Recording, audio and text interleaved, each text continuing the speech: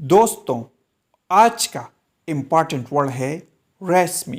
रेसमी का क्या मतलब है, आइए सीखते हैं आज की इस छोटी सी वीडियो में।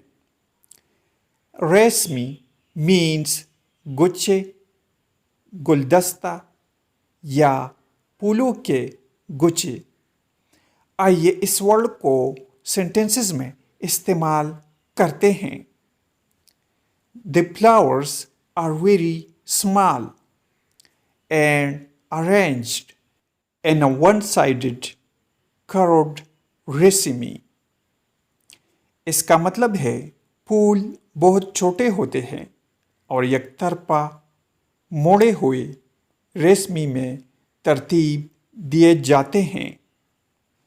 Flowers means फूल, arranged means तरतीब, वन साइडेड मीन्स यकतरफा, कर्व्ड मीन्स मोड़े हुए।